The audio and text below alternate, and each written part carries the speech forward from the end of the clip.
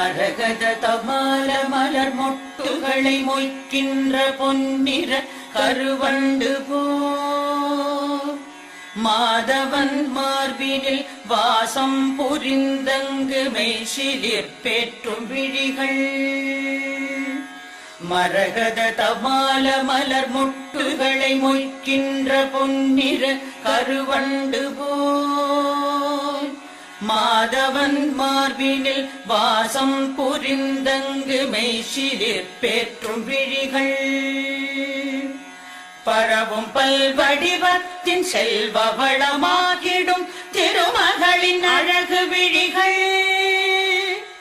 பறிவோடு அந்த இரு விழிகளின் கடை நோக்கு மங்களம் எனக் கருள்கவே.